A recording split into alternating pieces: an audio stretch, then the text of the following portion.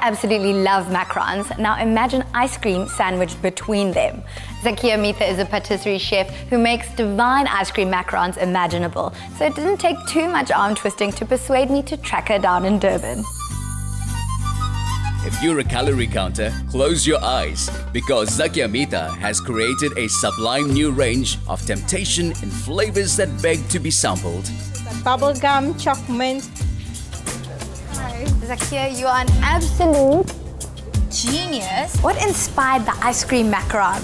I actually saw it online and I really wanted to taste it, so I absolutely had to make it and try it for myself. I loved it and I think everyone else did too. From the time I launched it, it's been really popular and it's grown really, really well. What was it about this French treat that captured your heart? I think they're so perfect. The crispy outer shell, the chewy inside, and the almond flavor just comes through so beautifully in the macaron. It tastes amazing. Don't you sometimes just want to pinch yourself because you're living your dream? It is still very unbelievable when I think of how far I've come since the beginning. So yes, I do have to pinch myself.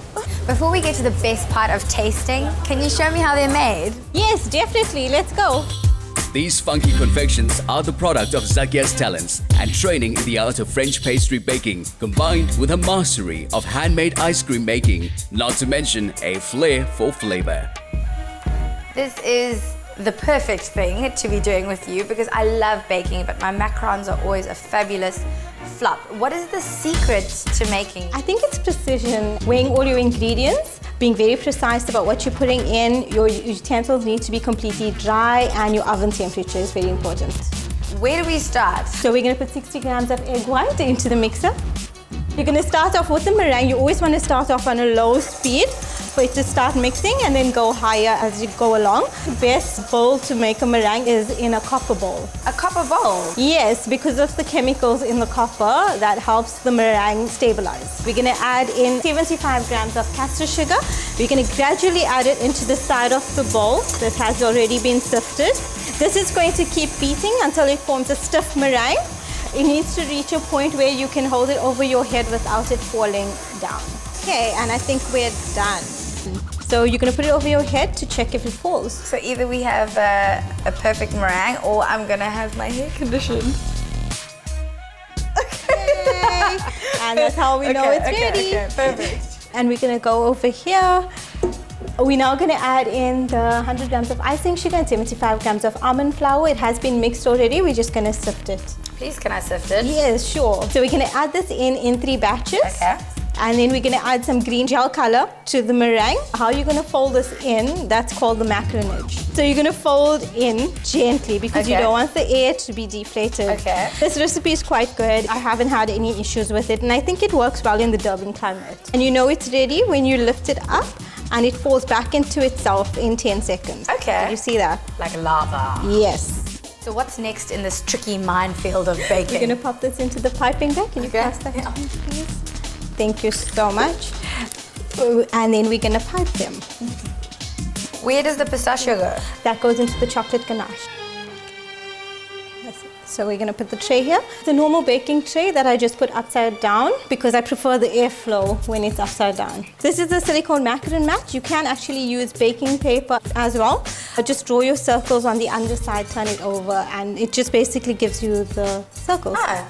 So you're going to pipe straight down and a little circle like that. You are going to bang the tray so it does spread a bit.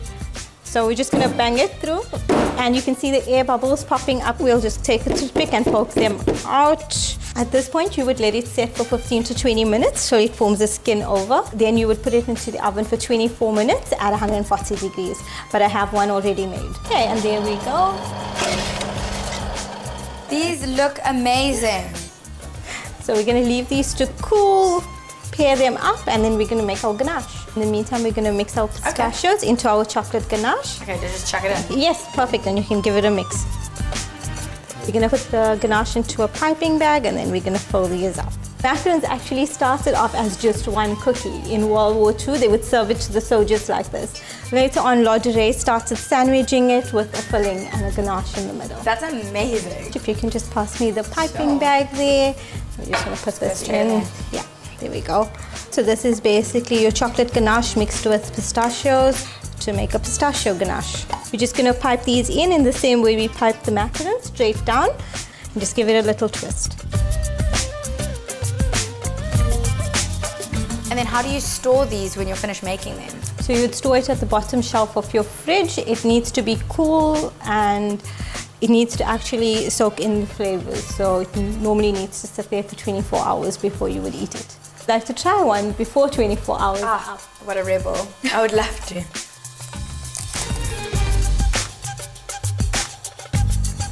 A little bit crispy. These are such interesting flavors. What else are you experimenting with? Well, the ice cream macarons have some exciting flavors as well. I can't wait for you to try them. Look, why are we wasting time? Zakeeya has introduced some exciting Eastern elements to her range. This is the most exciting. What should I taste? Let me tell you the flavors. We've got Barfi, Bombay Crush, Unicorn. Okay, I know, Bombay Crush, that's it. Go. Sold. What are some of the most exciting flavors and ingredients that you're working with at the moment? I find inspiration in literally anything. I've got the Barfi flavor, which is nostalgic of every single function or event you've been to. I've got a chai flavor, which is like a masala chai latte. We've got the Bombay Crush, which you've just tried, which has the grated jelly in and the basil seeds in as well to give it that proper, authentic flavor. This is amazing. I'm sorry, I'm not listening to you anymore. This is so good. Zakeeya, what advice do you have for people who want to start and run a successful business? At the end of the day, people will come back for the quality and the service that they will receive. It will be hard work. You will possibly not sell initially and you'd have to keep going back. So determination is also quite important. Zakeeya, thank you so much for such a sweet treat of a day. I hope you enjoyed it. I'm gonna finish this in the car.